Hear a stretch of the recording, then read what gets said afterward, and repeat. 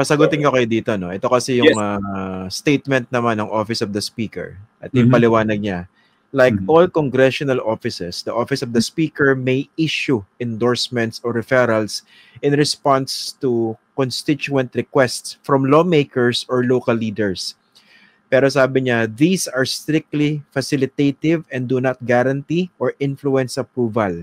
Yung final decision daw ay nandun sa mga implementing agencies which assess each request based on program guidelines, fund availability, and internal controls. Totoo ba ito?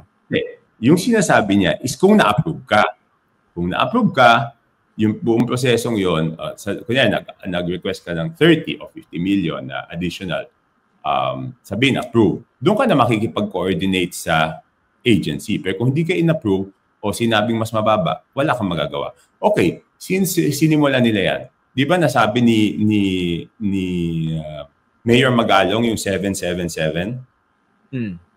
Natandaan mo yun, di ba? Yes, yung 777. Pag sumama ka sa bagong Pilipinas Servicio Fair, may 777, di ba? Sasabihin ba ng spokesperson, unang-una, hindi ko alam paano naging spokesperson ng House yun. Kasi member din ako ng House. She doesn't speak for me, di ba? Siguro spokesperson ni Speaker. Ibig sabihin yung 777, hindi ba pork barrel yun? Na pag sumama ka sa BPSF, meron kang additional 777. Siyempre, yung mga congressman, talagang magsusumikap yan na sumama, gigising ng maaga, pupunta doon sa BPSF, para mas madaming madala doon sa distrito nila, di ba? Teka lang, for the record, so totoo yung 777 scheme? Yes. Let her deny it and I will show her the evidence. Okay. Sa kaalaman ng iba na hindi familiar, no? Although ako, alam ko yung kwento sa 777, no? Paki-explain, ano ba yung 777 sumama ka scheme? sa bagong Pilipinas Servicio Fair, meron kang 7 AX, 7 million na AX, 7 million na yata, tsaka 7 million na tupad. Basta tatlong 7 yun. So total of 21 million. 21 million. Pero liwanagin natin, hindi naman yun cash na binibigay. Ibig sabihin, magkakaroon ka para sa iyong distrito ng guarantee letter worth 7 million, magkakaroon ka ng MAIP worth 7 million, magkakaroon ka ng AX o AKAP na worth 7 million every time sumama ka. So yun.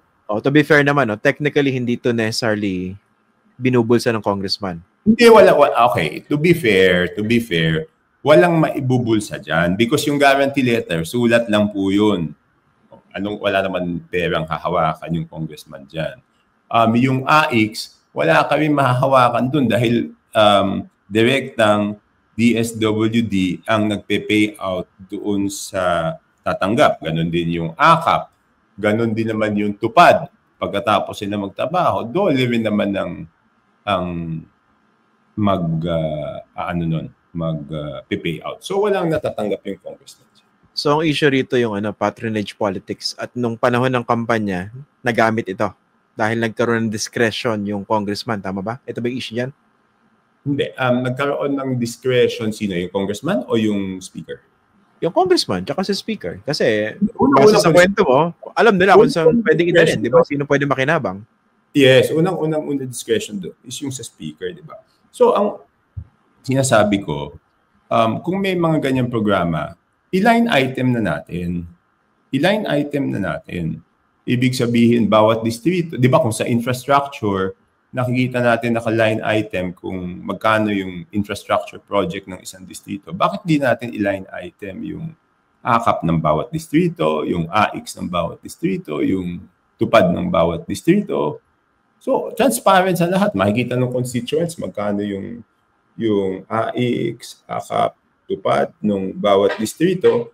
At saka hindi magiging arbitrary yung... Kasi ito, Office of the Speaker lang magde-decide. Pag naubos mo yung basic, sila na magde-decide kung magkano gusto nilang ibigay sa yung additional. Kung Toby, may mga nanonood sa ating ngayon live. No? Kaya nagtatanong, kayo po ba, hindi ba kayo nakinabang dito? Hindi ako. Personally? O doon sa... Yung distrito nyo na humihingi ng additional dito kay Speaker. Request ako, kaya nga sinabi ko kanina, naka-request ako, kung hindi man yung iba nabibigay ng full, yung iba hindi nabibigay ng full. So, hindi ko sinasabing hindi ako nag-request. Kasi nga, kami naman, okay, baliktarin natin yung sitwasyon, ha? May programang ganyan. Hindi ka nag-request sa constituency para sa mga kababayan mo. Ibig bang sabihin, mas maging mabuti kang congressman kung may programang ganyan at hindi mo inihingi yung iyong mga constituents? Yun ba yung ibig sabihin nun? Kunyari, sabihin mo, hindi ako hihingi, mas mabuti ka bang congressman?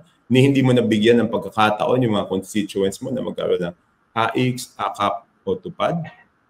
So, dito sa budget reform kasi ang daming questionable practices na napapag-usapan dito, no. So, sinasabi niyo para maayos yan gawing line item. What exactly does that mean? And how would that cure this problem that you're talking about? Alin po, doon sa soft o doon sa Dito muna sa soft, yung social services na budget na nagagamit di umano as a speaker's pork barrel. Hindi, di gano'n na nga, i-ano na natin, di ba? Kunyari, sabihin natin, I mean, yung DSWD na ang mag-propose, paano ba natin madidetermine, hindi naman equal paano natin madidetermine yung equitable distribution nitong mga ito, di ba? Ibig sabihin ng equitable, paano ba natin madidetermine kung magkano i-allocate sa based mga ito based sa pangailangan, di ba? So, mas mabuting sila na magsabi para at least pag-aralan nila kung paanong gagawin. So, at least, transparent yun. Tapos, syempre, maging practical naman tayo. Lagyan naman natin ng buffer yung DSWD, di ba? Pero sa kanila na dapat nakalagak yun, sa kanila mag-request. Kasi biglang, kunyari, binagyo o nagkaroon ng crisis, baka hindi naman kumasya yun. So, talagang maging practical lang. Nga po, ba't hindi na lang ganun yung gawin? Dahil ang laki ng mundo pinag-uusapan dyan, di ba? Ilagak na lang straight doon sa ahensya. Doon na sila lumapit. Tapos magkaroon ng public declaration. Huwag kayong lalapit sa congressman. Di ba? Para walang pakikialam, walang patronage. Medyo maging practical tayo. Kasi ang nangyayari dyan, okay, for example, DSWD, no? Kung lahat naman sila ay pupunta sa DSWD NCR. Di ba ang haba ng pila nun? Hindi ko alam ba, baka I'm sure na-improve na ni Sec Rex yan. Yung iba kaya ayaw pumunta doon, mahaba yung pila. Kasi buong Metro Manila yan, di ba? Kaya ang ginagawa ng DSWD dyan, in-schedule nila yung payout per district. Kunyari, sa districtong to, sila na yung bumaba. Yun naman yung, I mean, huwag naman papuntahin lahat doon sa Manila yun Papapuntahin mo pa yung constituents doon, di ba? So, maging practical naman tayo. Huwag naman natin pahirapan. Doon na sila sa district mag-payout.